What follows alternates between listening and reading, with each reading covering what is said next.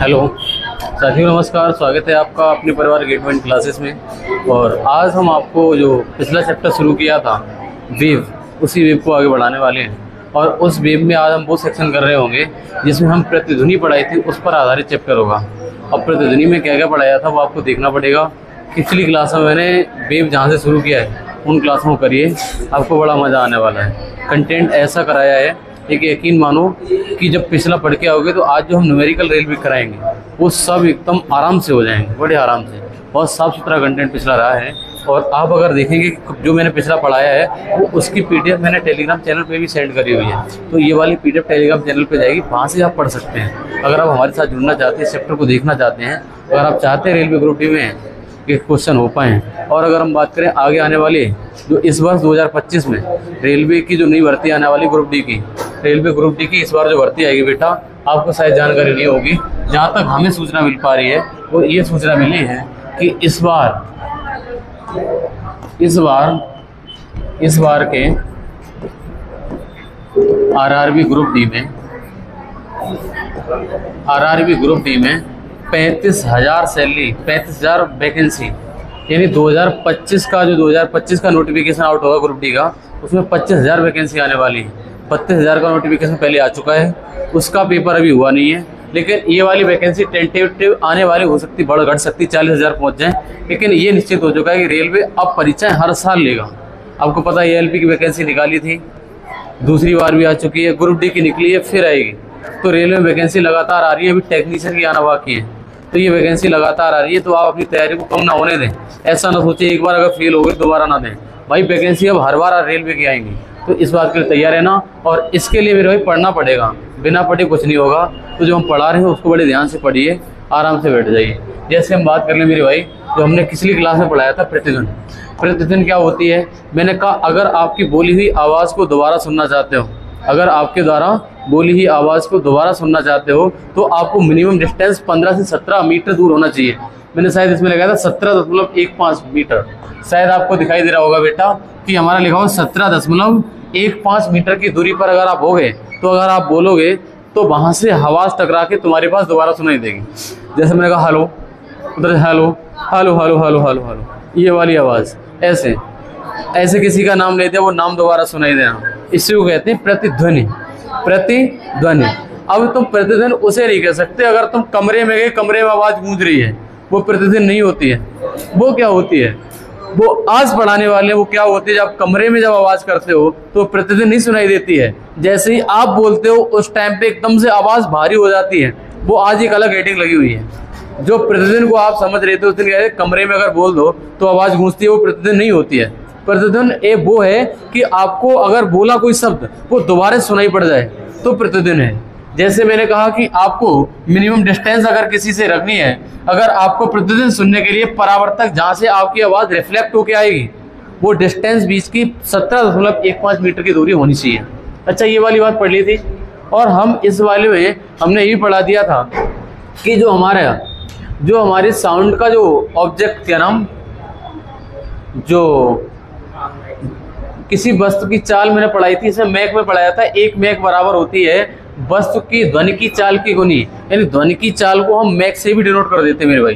तो एक मैक होता है, वो मैक संख्या हमारी होती है वस्तु की चाल बटे ध्वनि की चाल। पिछली क्लास का कंटेंट है, आज हम आगे बढ़ा रहे हैं कुछ, और आगे ये पढ़ाना चाहते हैं बेटा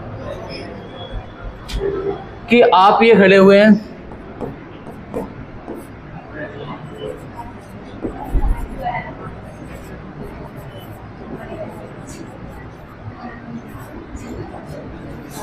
आप ये खड़े हुए हैं और इसमें मैंने ये कहा कि आपके सामने दीवार है। तो आपके सामने दीवार तो है, हमने कहा कि हम अपनी प्रतिध्वनि सुनना चाहते हैं। क्या सुनना चाहते हैं? प्रतिध्वनि सुनना चाहते हैं। अगर हमारी दीवार के बीच की दूरी वो कितनी होनी चाहिए कि हमें अपनी कही हुई बात दोबारा सुनाई दे जाए। शब्द बोलने जैसे हेलो बोल दिया, हेलो, उधर से हेलो, हाँ हाँ, कहाँ पे सुनाई दे रहा लगातार, इधर से बोल रहे हो फिर उधर से आवाज़ आ रही है, तो आपको कितनी दूर है। अब पता तुम क्या बोल रहे हो, चलो कल ऐसे बोल दिया तुम। अब तुम क्या चाह रहे हो? तो प्रतिध्वनि सुनाई दे जाए। अब तुमने कहा कि सब शब्द इकट्ठे बोल डालें, तो प्रतिदिन का मतलब ये भी नहीं कि तुम 17.15 मीटर पे खड़े हो गए और तुम बोले जा रहे लगातार, गैप ही नहीं दे रहे बीच में। चलो कराएंगे, आज से पढ़ाई नहीं होगी, आज की क्लास में हम साइंस वाइंस चले, चलो खत्म। भाई शब्द के बीच में गैप होना चाहिए, ये कहना चाहता है मैं। अगर आपको प्रतिदिन सुननी है तो एक शब्द बोलने का थोड़ा रुकना है, तब वो उधर से आवाज आएगी आपकी। ऐसा नहीं तुम लगातार बोले जा रहे सब उधर से, जब तुम पूरा बोल लो तब उधर से बोलना शुरू करेगा वो। नहीं भाई, वहां पे कोई माइक नहीं लगा हुआ कि रिकॉर्ड करके दोबारा से बोलेगा। प्रतिदिन का मतलब आपकी आवाज आएगा, एक शब्द रिफ्लेक्ट होकर आ जाएगा उधर से। तो इसके बीच का मिनिमम टाइम होना चाहिए एक शब्द के 1/10 सेकेंड। 1/10 सेकेंड क्या, 0.1 सेकेंड। अगर आप एक शब्द बोलो हेलो हाँ, तो उधर से हेलो हाँ आएगा उधर से, समझ रहे हो। तो ये वाली बात है ना, प्रतिदिन सुनने के लिए दो शब्दों के बीच में गैप होना चाहिए। वो कितने सेकंड का होना चाहिए, 0.1 सेकंड, या फिर हम दूसरी भाषा में 1/10 सेकंड का टाइम होना चाहिए। अच्छा, हम कहते हैं कि अगर 22 डिग्री सेल्सियस पर हमारे ध्वनि की चाल क्या होती है, 343 मीटर प्रति सेकंड। 343 मीटर प्रति सेकंड। अच्छा, ये चाल होती है ध्वनि की। ये आपको मैंने पिछली क्लास में पढ़ा रखा है कि अगर 22 डिग्री सेल्सियस पर ध्वनि की चाल देखोगे तो इतनी होती है। मैंने कहा इसके बीच की डिस्टेंस, यहाँ से आवाज जाएगी और यहाँ से लौट के आएगी, कितनी दूरी ट्रेवल करेगी। तो मैंने कहा कि एक शब्द आप कहोगे, हमने बोला हेलो, उधर से आया हेलो, इधर से हेलो गया और उधर से हेलो आया, तो इसने इधर से दूरी तय करी और उधर से दूरी तय करी। तो इसने कितनी दूरी ट्रेवल करी, तो मैंने कहा हमारा होता है दूरी बराबर चाल गुणे समय। मैंने कहा चाल हमारी 343, समय लगा 1/10 सेकेंड, तो दूरी ट्रेवल करेगी ना हेलो हमारी। हमने हेलो बोला तो हेलो 34.3 मीटर दूरी तय करके आता है, और 34.3 मीटर दूरी होती है वो यहाँ से लेकर यहाँ तक, उसके बाद लौट के आगे ये वाले। तो कहने का मतलब अगर हम ये वाली दूरी निकालना चाहें तो डिस्टेंस निकले उसका आधा कर दो। कहने का मतलब हमारे और दीवार के बीच में 17.15 मीटर की दूरी होगी, तभी आपको प्रतिध्वनि सुनाई देगी। प्रतिध्वनि को इंग्लिश में इको कहा जाता है। क्या कहा जाता है बेटा, इको कहा जाता है। शायद हम आज इस वाले कॉन्सेप्ट के तहत ये बता पाए हैं कि आप अगर प्रतिध्वनि सुनना चाहते हैं तो आपको गैप भी रखना है दो शब्दों के बीच में, कम से कम 0.1 सेकेंड का। कितना, 0.1 सेकेंड। अब तुम चाह रहे हो कि सर हम 10 सेकेंड का गैप करते, कर दो 10 सेकेंड का। वो हेलो 10 सेकेंड तक रुको रहो, तो उधर से हेलो आ जाएगा अपना उधर से। अब रुक रहे जितनी देर बाद अगला बोलोगे तब अगला आ जाएगा। हाँ, मिनिमम टाइम कितना होना चाहिए रुकने के लिए, तो कम से कम 0.1 सेकेंड तो रुकना पड़ेगा अगर आपको प्रतिदिन सुननी है तो। ये बात याद होगी। हाँ, कभी कभी पूछ लिया जाता है प्रतिदिन सुनने के लिए कितना टाइम का गैप होना चाहिए शब्दों के बीच में, तो इतना होना चाहिए। अब आपके सामने हम कुछ क्वेश्चन लगा रहे हैं, इन क्वेश्चनों को करने की कोशिश करना मेरे भाई। इस वाले में क्वेश्चन को देखो एक बार, इस प्रश्न को जस्ट बेटा पढ़ो। ऐसा कौन बच्चा है जो इस प्रश्न का आंसर दे सकता है, बताओ। इस वाले प्रश्न को पढ़ के उत्तर निकाल सकता है, इसी बेसिस पे एग्जांपल बताया था। ये आपका रेलवे ग्रुप डी का क्वेश्चन है, रेलवे ग्रुप डी में आया हुआ प्रश्न है मेरे भाई ये वाला। अब इसमें क्या कह रहा है, एक मजबूत कंक्रीट की दीवार के पास एक व्यक्ति धात की घंटी बजाता है और 0.3 सेकेंड के बाद प्रतिध्वनि सुनाई देती है। ये कहने का मतलब यहाँ पर ये दीवार खड़ी हुई है, ये कह रहा है, और यहाँ से एक घंटी बजाई गई है।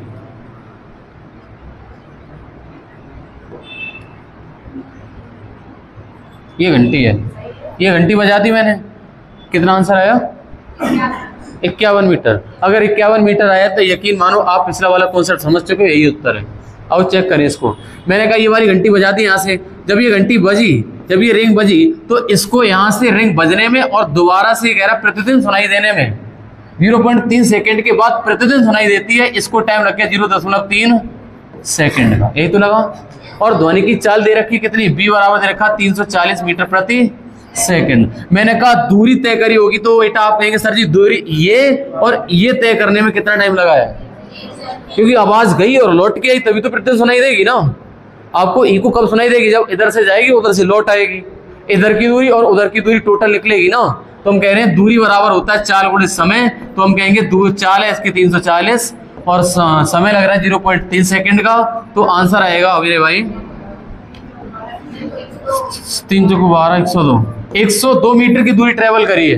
कहने का मतलब इधर से 51 गई होगी और उधर से 51 आई होगी। इसको टाइम लगे 0.3 सेकेंड का, उत्तर आएगा ऑप्शन नंबर सी। अगला क्वेश्चन बेटा फटाफट कर दो, हमें कम से कम टाइम में ज्यादा ज्यादा क्वेश्चन करने हैं आज। बताओ, ऐसा करते हैं पहले थ्योरी करा देते, इसका न्यूमेरिकल करा देंगे सब इकट्ठे इस वाले क्वेश्चन को करने के बाद।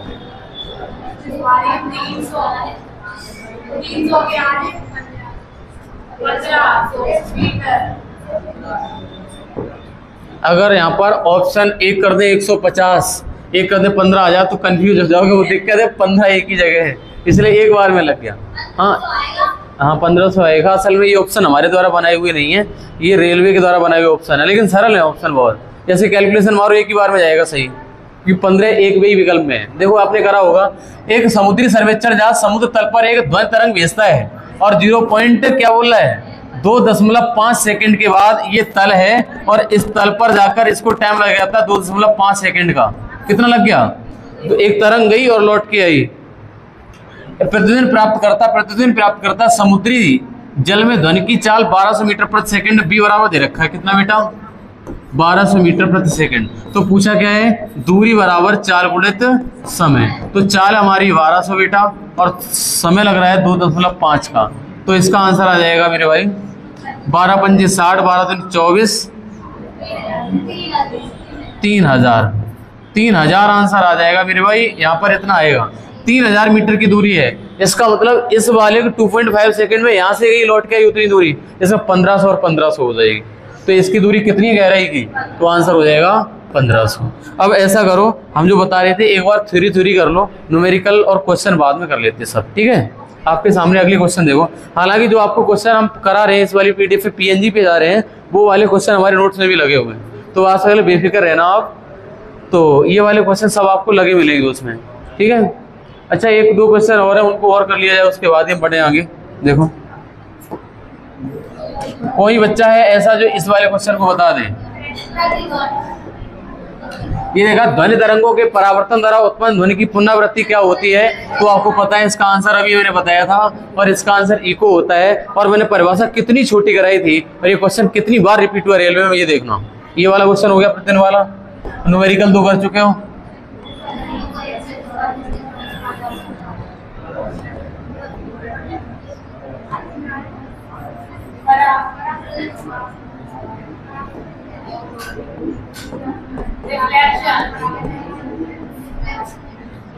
अब पढ़ो, ये लिखा हुआ प्रतिध्वनियों को एक से अधिक बार किसके कारण सुना जा सकता है, ड्यू टू रिफ्लेक्शन होगा हमारा आंसर बी वाला। हमें प्रतिबिंब लिख गया था वो किस।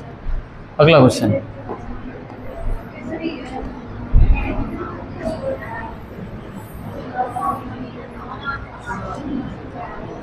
चलो आगे पढ़ाएंगे आपको।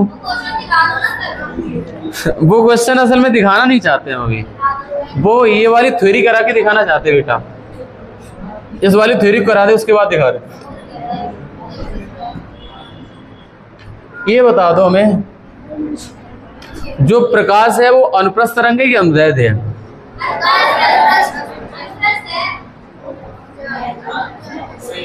और ध्वनि यांत्रिक अयांत्रिक? आंतरिक माध्यम की आवश्यकता होती है ना, निर्वात में नहीं चल सकता। तो हमारी अनुदैर्घ्य यांत्रिक तरंग बोल दें ध्वनि को, और प्रकाश को बोल दें अनुप्रस्थ, है ना। या हाँ, या देखो गूंज की बात करेंगे हम। गूंज हमारी होती है रिवर्बरेशन। गूंज सुनिए तो ना, गूंज ये वाला सब बंद कर दो और सब में प्लस्तर हुआ वो नया नया। तो आप ये कहेंगे मेरे भाई, तो इससे आपकी आवाज टकराएगी। जैसे ही आपकी आवाज टकराएगी, आपकी आवाज साफ सुनाई नहीं देती है, उसको कहते हैं गूंज। उसको कभी प्रतिध्वनि मत कह देना अगर कहीं बंद कमरे में हो, क्योंकि बंद कमरे की दीवारों के बीच की दूरी 17.15 मीटर होती नहीं है। होती है क्या? नहीं होती है भाई। होता क्या है, जैसे मान लिया यही कमरा है, हमारे यहाँ से क्या 17.15 मीटर होगा?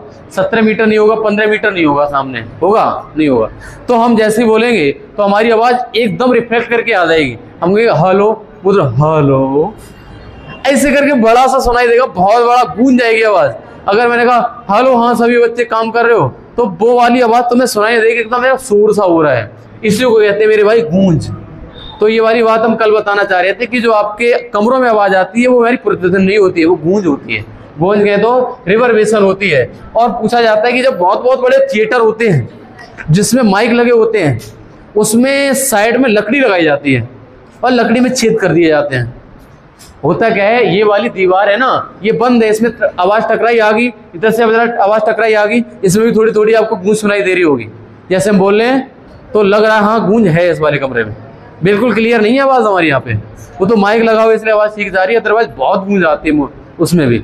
अच्छा, हम बताना ये चाहते हैं जो थिएटर होते हैं उसमें लकड़ी लगी होती है और लकड़ी में छेद कर दिए जाते हैं जो कि आवाज़ को ऑब्जर्व कर लेते, रिफ्लेक्ट नहीं करते वो।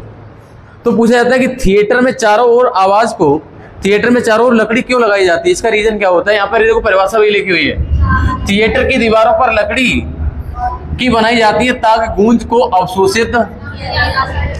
अवशोषित कर लेती है। अदरवाइज बड़े बड़े हॉलों में ना आवाज़ गूंज जाएगी भाई। वहाँ पे थिएटर बहुत बड़े बड़े होते हैं, यहाँ पर टीवी के सिनेमा हॉल होते हैं उसकी बात कर रहे हैं। टीवी देखने को कभी वहाँ पे गए हो, क्या बोला जाता है, सिनेमा हॉल? नहीं जा पाए, अपने अलीगंज में सुविधा है नहीं, हम भी कभी नहीं गए जिंदगी में। हो सकता कभी जाएं, लेकिन जगह ऐसी पे रहे जहाँ पे बिल्कुल पास में था, लेकिन गए कभी नहीं। क्योंकि भाई टिकट महंगी देख के बहुत सी चीज़ें होती है, सर्कमस्टेंस से देख के चलना पड़ता है कि भाई ये अवॉइड कर पाएंगे नहीं, पता नहीं। चलो इधर आ जाओ, छोड़ो इधर इस बात को समझ के गूंज को आपको याद ही रखना है कि थिएटर की लकड़ी की दीवारों को क्यों बनाया जाता है, कि आवाज़ को ऑब्जर्व कर लें। अच्छा, अगला है हमारा सोनार। रेलवे में इसकी फुल फॉर्म पूछी गई थी, sound navigation and ranging. Sound navigation and, ये बेटा इसकी फुल फॉर्म होती है और हर बच्चे को याद होनी चाहिए। अच्छा, अगर हम बात करें इसमें कौन सी वेव काम करती है, तो अल्ट्रासोनिक पराशब्द तरंगों का प्रयोग होता है। किसमें? सोनार में। जो आपको चमगादड़ उदाहरण बताया था, याद करो, पराशब्द तरंगों का उदाहरण बताया था।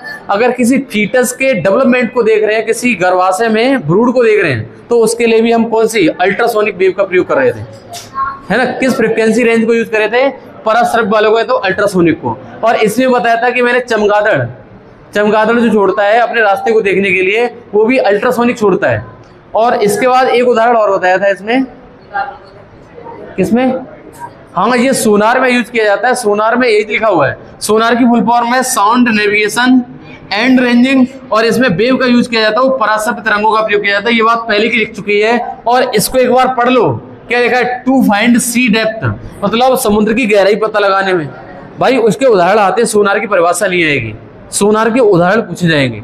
मतलब इसमें जो तरंग होती है वो इतनी ज्यादा होती है, वेव जो इसकी आवृत्ति फ्रिक्वेंसी होती है ज्यादा होती, टकरा के आ जाती है, तो पता चल जाता है गहराई का। भी हम एक तो करे थे, एक न्यूमेरिकल करा था, एक तरंग गई और आ गई, तरंग गई आ गई, उसकी गहराई का पता चल गया, आधा कर दिया तुमने।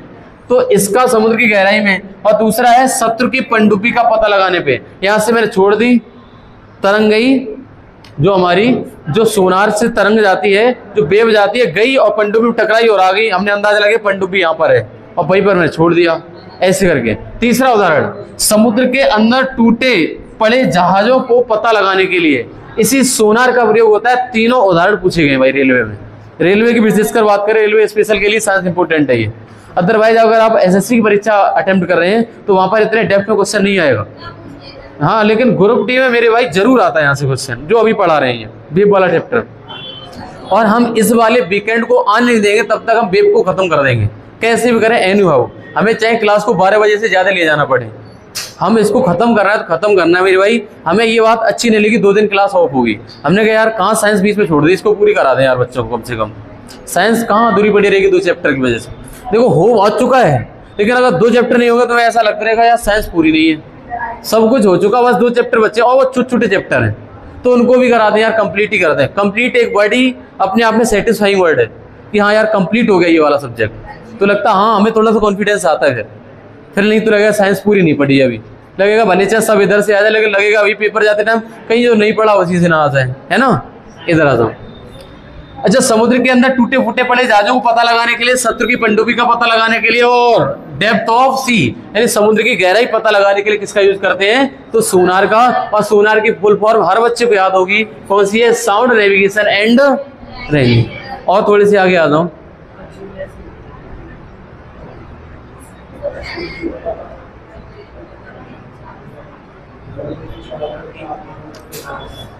ये वाले और 2 कॉन्सेप्ट देख लो, इसके बाद न्यूमेरिकल करा देंगे सीधे। आपके रेलवे के आए हुए क्वेश्चन है, लगे हुए उस स्लाइड में। आओ देखो इसको। पहली कंडीशन दे रखी है ध्वनि की चाल पर तापमान का। अच्छा, ध्वनि की चाल होती है जैसे हम बोल रहे हैं, हमने कहा मोहन, तुमने कहा सुनाई दे रहा है। पता चला गर्मी बहुत हुई तो आपकी आवाज तेज सुनाई देगी, धीरे सुनाई देगी?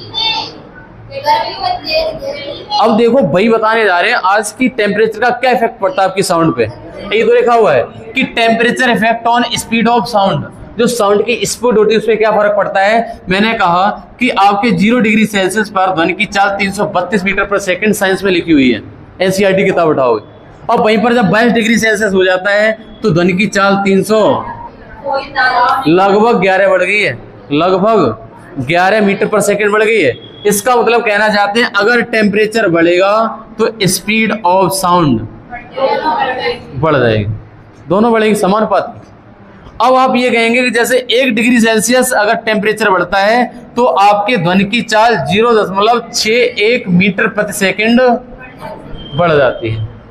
लेकिन और एक चीज समझो, हम बताना ये चाहते हैं कि जो हमारी ध्वनि की चाल होती है वो टेम्परेचर के अंडर रूट के समानुपाती होती है। अगर आप टेम्परेचर 4 गुना कर दोगे ना तो चाल ध्वनि की चाल 2 गुनी हो पाएगी। मान लिया पहले ध्वनि की चाल 10 थी ना तो 20 हो पाएगी अगर आप टेम्परेचर 4 गुना करोगे। बात समझ में आ रही है बेटा? कि अंडर रूट से निकलेगा 4 का 2 ही तो निकलेगा। तो हम कहना चाहते हैं कि जो हमारी ध्वनि की चाल होती है वो तापमान के अंडर रूट को हिंदी में क्या बोलते हैं, वर्गमूल के, तापमान के वर्गमूल के समानुपाती है ना। ज्यादा इंग्लिश पढ़ते पढ़ते हिंदी भूल गए हैं। हमने कहा B1/B2 इस पे आधारित न्यूमेरिकल आ चुका है इसलिए इसको करा रहे हैं, माता बच्चे इसलिए नहीं करते किसी कॉन्सेप्ट की। इसमें नोट्स में उतना ही लिखा जहां से रेलवे क्वेश्चन आ चुके हैं और जादू फालतू पढ़ाया नहीं मैंने भाई। मैंने कहा यहाँ से न्यूमेरिकल आ चुका B1/B2 √T1/T2 हो जाएगा क्योंकि समानुपाती है डायरेक्टली। अच्छा आपको याद रखना है ये जो टी लेना है वो किसमें लेना है, केल्विन में। अगर सेल्सियस में दिया होगा 243 जोड़ देंगे, हमारा किसमें आ जाएगा, केल्विन बराबर डिग्री सेल्सियस प्लस 243। इसका मतलब शायद आप अगर पहले थोड़ी बहुत साइंस पढ़े होगे तापमान वाले चैप्टर, उसमें कहते हैं कि अगर हम केल्विन बदलना चाहें डिग्री सेल्सियस को, शायद जल्दी बोल रहे हैं हम, अगर हम डिग्री सेल्सियस को केल्विन में बदलना चाहें तो सेल्सियस में आप अगर 1 डिग्री सेल्सियस है तो केल्विन होगा 273 + 1 यानी 274 हो जाएगा वहाँ पे। ठीक है, यहाँ पर वैल्यू T1 और T2 की केल्विन में लगेगी, कहना ये सारे बेटा, नहीं तो आंसर गलत हो जाएगा। अच्छा और एक बात समझ लो, अगला बेटा हम बताना ये चाहते हैं, इस वाले को और समझ लो, ध्वनि की चाल पर आवृत्ति का प्रभाव। अगर फ्रीक्वेंसी बढ़ेगी घटेगी क्या ध्वनि की चाल पे फर्क पड़ेगा, पड़ेगा क्या? हाँ आपको लगता होगा कि हमारी जो अपश्रव्य, पराश्रव्य और श्रव्य फ्रीक्वेंसी होती है ना, अल्ट्रासोनिक, इंफ्रासोनिक और कौन सी थी, श्रव्य तरंगें, ऑडिबल, इनकी जो फ्रीक्वेंसी होती है इसका फर्क पड़ेगा बढ़ने घटने पे। भाई कोई फर्क नहीं पड़ता है। अगर आपने पहले कभी ध्यान किया है, पूछा जाता है जितनी ज्यादा ध्वनि होती है तो क्या उसकी आवृत्ति फर्क पड़ेगा, इसकी आवृत्ति ज्यादा होगी। भाई उस पर कोई डिपेंडेंसी नहीं होती, अगर आप आवृत्ति बढ़ाओगे तो तरंगदैर्घ्य घट जाती है। कहना ये चाहते हैं मेरे भाई, अरे आराम से साफ सुथरे तरीके से समझो, बताने जाते हो उस वाली बात पे बाद में जो बोल लेते अभी। मैंने कहा ये बताओ, आपको पढ़ा था 20 हर्ट्ज से लेकर 20,000 हर्ट्ज के बीच में ही तो सुनाई देता आपको। ये वाली वो रेंज है हमारी जहाँ पर श्रव्य में आता है। इससे आगे बढ़ोगे एवं में जाओगे तो क्या होगा बेटा, इससे एवं में जाओगे तो क्या होती है, पराश्रव्य, और इससे बिलो आओगे तो क्या हो जाएगा, अपश्रव्य। याद करो मेरा जो B बराबर होता है मेरे भाई न्यू लैम्डा, B बराबर F लैम्डा लिखाया था। अगर हम ये कहें कि लैम्डा बराबर होता है मेरे भाई B/F, अगर B को फिक्स कर दें तो लैम्डा होता है, ये फ्रिक्वेंसी के इनवर्सली प्रोपोर्शनल नहीं होता है। अगर ये बढ़ेगा तो ये घट जाएगा। और ध्वनि की चाल होती है B बराबर F लैम्डा, अगर आप फ्रिक्वेंसी बढ़ाओगे तो उसका तरंग दैर्घ्य उतना ही कम होगा, ये B उतना ही बने रहेगा, ना बढ़ेगा ना घटेगा।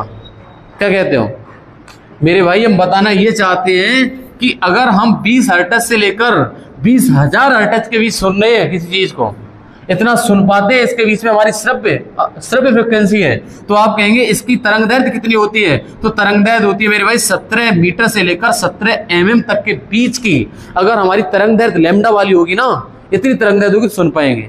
भाई इनवर्सली प्रोपोर्शनल याद नहीं है तुम्हें? भाई लैम्डा का इनवर्सली प्रोपोर्शनल था 1/F। अरे B बराबर न्यू लैम्डा था, याद करो। तो मैं अगर इसका न्यू को इधर रखें तो B/λ हो जाएगा। ये समानुपाती व्युत्क्रमानुपाती है। जितना तुम ये वाला बढ़ाओगे उतनी ये घट जाएगी। देखो ये यहाँ पर देखो मीटर में, वहां पे मिलीमीटर में, यहाँ पर हर्ट्ज में, यहाँ पर हजार में, यहाँ से कुछ से हजार हो गया, यहाँ पे मीटर से इधर घट रहा है और इधर कैसा हो रहा है, बढ़ रहा है। समझना ये चाहते हैं कि जो ध्वनि की चाल का फॉर्मूला होता है B बराबर न्यू लैम्डा, तो अगर आप न्यू को बढ़ाओगे, आवृत्ति को बढ़ाओगे, फ्रीक्वेंसी को बढ़ाओगे, उतना ही लैम्डा घट जाएगा। क्या ध्वनि की चाल में फर्क पड़ेगा? कुछ नहीं पड़ेगा। इसीलिए यही बात हमने स्टार्टिंग में बोल दी थी कि ध्वनि की चाल पर फ्रिक्वेंसी का कोई फर्क नहीं पड़ता। जितनी फ्रिक्वेंसी बढ़ाओगे उसकी तरंग दैर्घ्य उतनी ही कम होती है, और जितनी कम तरंग दैर्घ्य होती है, जितनी कम तरंग दैर्घ्य होती है उतनी फ्रिक्वेंसी उतनी ज्यादा होती है। अच्छा, एक चीज को और समझो, यहाँ पे हमने दोबारा से बताना चाहा, देखो मैं ये बताना चाहते हैं कि अगर हम इस 20 हर्ट्ज की फ्रिक्वेंसी को ले लें, 20 हर्ट्ज की फ्रिक्वेंसी को ले लें, किसी ध्वनि की फ्रिक्वेंसी ये है और उसकी तरंग दैर्घ्य ये है, तो उसकी चाल क्या निकलेगी? v बराबर f लैम्डा।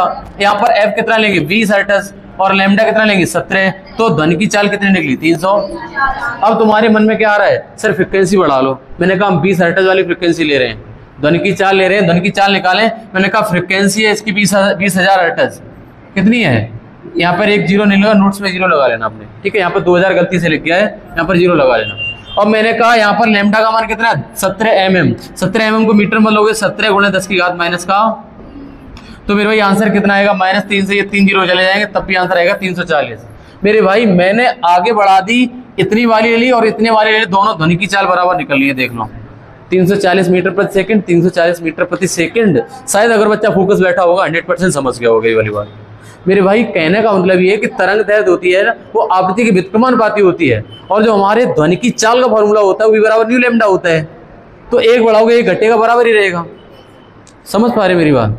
अच्छा समझ गए हो तो आ जाओ, एक कॉन्सेप्ट और है बेटा, यहाँ पर मैंने लिख रखा है, देखो ध्वनि की चाल पर आवृत्ति का कोई प्रभाव। और ये वाला जब क्वेश्चन पेपर में आएगा, भाई साहब बच्चा ये कहता है कि अगर तरंग दैर्घ्य ज्यादा होगी, अगर किसी की आवृत्ति ज्यादा होगी, अगर ध्वनि की चाल ज्यादा होगी, सॉरी ऐसे क्वेश्चन आया था, ये ध्वनि की चाल ज्यादा है तो उसकी फ्रिक्वेंसी ज्यादा है, उसकी वेवलेंथ ज्यादा है, या इस पर कोई इफेक्ट नहीं पड़ता है इसका कोई ज्यादातर बच्चे परासर्व वाला लगाते हैं। अगर ध्वनि की चाल ज्यादा है वो कहते हैं परासर्व ज्यादा वाली लगा दो फ्रिक्वेंसी, तो ये वाले क्वेश्चन गलत हो जाते हैं। समझ पा रही हो दीपशिका?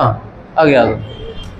अच्छा आगे है, अब श्रव्य पराश्रव्य और श्रव्य सभी में ध्वनियां समान चाल से चलती हैं, चाहे कितनी भी फ्रिक्वेंसी हो, श्रव्य पराश्रव्य श्रव्य सभी में ध्वनियां समान चाल से चलती है। एक कॉन्सेप्ट और बचा, इसके बाद क्वेश्चन करेंगे, खत्म करेंगे। अच्छा तीसरा कॉन्सेप्ट है ध्वनि की चाल पर दाब का प्रभाव। लिखा है ध्वनि की चाल पर दाब का कोई प्रभाव, ध्वनि की चाल पर दाब का कोई प्रभाव नहीं पड़ता है। आप यहाँ पर बोल रहे हो और आप ऊपर चले जाओ, ऊपर दाब कम होगा ज्यादा होगा? कम होगा। यहाँ पर प्रेशर ज्यादा है, बाउंड्री दाब ज्यादा है, ऊपर जाओगे तो आपको आवाज उतनी ही सुनाई देगी। जो ध्वनि की चाल की बात हो रही है, ध्वनि की चाल पे कोई फर्क नहीं पड़ता दाब को। इस वाले कॉन्सेप्ट को आगे कल एक्सप्लेन कर रहे होंगे। अब इसके जितने कॉन्सेप्ट करें, इसके न्यूमेरिकल आपके सामने ला रहे हैं। जितने क्वेश्चन रेलवे में आए, देखो पहला क्वेश्चन इस वाले को करना मेरे भाई, कौन बच्चा कर देगा?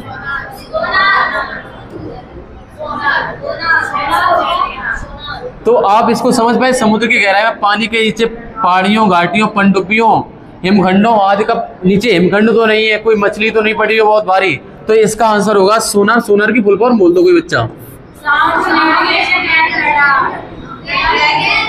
हाँ ranging, sound navigation and ranging है। तो सोनार का यूज भाई साहब समझ में आ रहा होगा भाई, सही है इसका ऑप्शन। ये मैंने करा रखा कॉन्सेप्ट, और सब कॉन्सेप्ट के क्वेश्चन होंगे, देखना आप।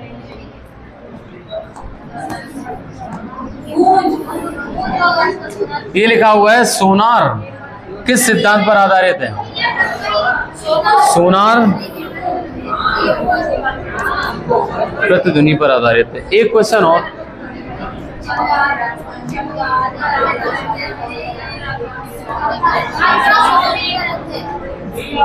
इंफ्रासोनिक या अल्ट्रासोनिक? ये मैंने करा है ना उदाहरण में ऐसा भाई साहब क्वेश्चन, ये सब रेलवे के भाई। पहली बात कोई हमारी तरफ से बना हुआ ना ऑप्शन बनाया हुआ मेरी तरफ से। हम तो ये कहते हैं मेरे भाई, आप ये कहो हमारा कंटेंट सही है नहीं, इसका पता लगाने के लिए आप प्रीवियस ईयर क्वेश्चन लगाओ हमारे पढ़ने के बाद। भ्रूण के विकास की निगरानी के लिए मेरे भाई आंसर होगा अल्ट्रासोनिक वेव का यूज करते हैं। याद करो मैंने उदाहरण वहां पर भी लिखाए थे, है ना? तो यहाँ से क्वेश्चन बनते हैं। आप सोचो कम पढ़े पूरा पढ़ रहे हो भाई साहब, ये इतना ही डिटेल आएगा पेपर में, जिससे ज्यादा कुछ नहीं पूछेगा। आप एक अच्छे बच्चे कह लेंगे अगर हमारा पूरा तैयार कर लो तो, नहीं तो हमारे बोल सब लोग जाते हैं। भूलना एक बीमारी है कि हमारी आदत है।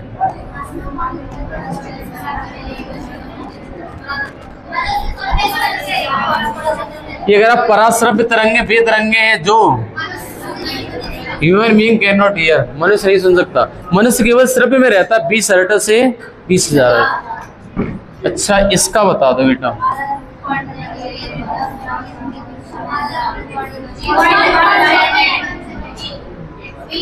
अरे देख रहे आंसर आपके आने लग गए हैं। और यही क्वेश्चन अगर हम सब कुछ पढ़ाने के बाद 1 महीना छोड़ के पढ़ाएं तो इसमें से 1-2 क्वेश्चन गलत जरूर हो जाएंगे आप, क्योंकि अभी तो तुरंत का पढ़ा हुआ ताजा एकदम गरम गरम। आगे देखो गरम गरम है क्या? बोले हाँ भाई रेलवे है तो रेलवे में नौकरी ऐसे नहीं रहता, कभी कभी वैल्यू पूछ लेता है, तो वैल्यू याद होनी चाहिए। यहाँ पर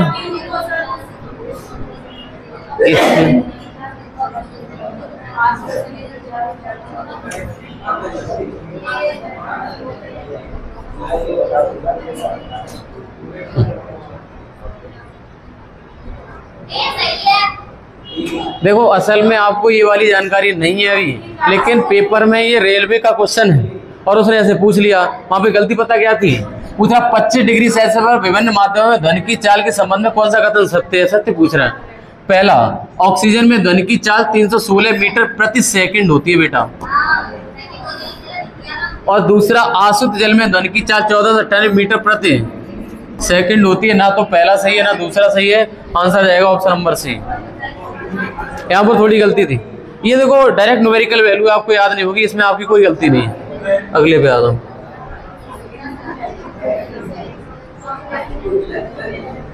बताओ रेजू बेटा, उत्तर करो आप, कर नहीं रहे उत्तर।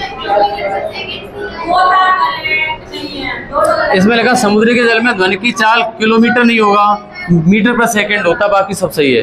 तो भाई साहब पहला भी गलत है दूसरा भी गलत है, आंसर जाएगा ना तो 1 ना तो मतलब यहाँ पर 1531। ये वाली पता चाले याद कर लो अगर हो जाए तो। ये लिखा हुआ है समुद्र जल में ध्वनि की चाल 1531 और आशुद्ध जल में 1498।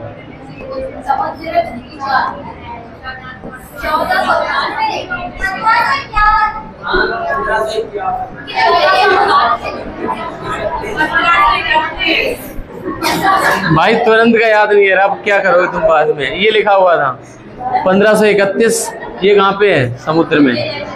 सही है। इसका बता दो कोई बच्चा है, कोई बालक इसका उत्तर दे पाए? बताओ। हाँ, जिस बच्चे ने 700 आंसर दिया है वो एकदम काबिलियत तारीफ है, एकदम ठीक है आंसर ये वाला 700। वास्तव में इसमें कोई मजाक सी बात से हटके बिल्कुल। देखो इसमें दे रखा है T1 बराबर 27 डिग्री सेल्सियस और इसका वेलोसिटी V1 दे रखा है 350 मीटर प्रति सेकंड। आपको बता था T1 लगना वो केल्विन में लगना है, केल्विन में बदलो इसको। 27 + 273, 27 + 273, आंसर आएगा 300 केल्विन। तो T1 का मान कितना हो गया बेटा? और हमें B2 बेटा निकालना है, लेकिन हमारा T2 दे रखा है शायद। T2 927 डिग्री सेल्सियस है, इसको केल्विन में बदलो तो 927 प्लस का 273, आंसर आएगा 1200 केल्विन। तो हम इस T2 की वैल्यू लेंगे कितनी? 1200 केल्विन। याद करो थोड़ी देर पहले हम कह रहे थे कि टेम्परेचर और स्पीड ऑफ साउंड में रिलेशन ये था कि B directly proportional to √T। √T वाला अगर याद है तो बेटा आप ये कहोगे B1/V2 बराबर T1/T2, और इसमें भी था शायद √। तो B1 की वैल्यू दे रखी है शायद 350 और /V2, और √T1 का मान है 300 और T2 का मान है 1200 और 3 चौकू 1200, आंसर आएगा 350/V2 बराबर 1/2। तो B2 का मान निकल आएगा कितना? 700 मीटर प्रति सेकंड। योगेश ऐसे किया होगा तुमने, है ना? Very good. इसका आंसर शायद उन्होंने ऐसे कैलकुलेशन कर ली होगी कि 27 का 300, इसका 3 चौकू 12, यानी 4 गुनी हुई है तो उसकी 2 गुनी हो जाएगी। 4 गुनी है तो 2 गुनी। वेलोसिटी कितनी? 350, तो 350 का डायरेक्ट हो गया होगा। भाई बच्चा कर सकता है, इस बात पे शक क्यों कर रहे हो? कोई जल्दी आंसर दे रहा है तो भाई कर सकते बच्चे, बहुत बहुत होशियार पढ़े हैं, इससे भी तेज पढ़े हो कोई बच्चे। हाँ इस बारी क्लास में इतना ही रख रहे हैं मेरे भाई, अगली क्लास में मिलेंगे। 212 कितने होते हैं? 331 और 212 कितने होते हैं? कहाँ है 331? हम पूछ रहे हैं, हमको जल्दी आंसर नहीं आया।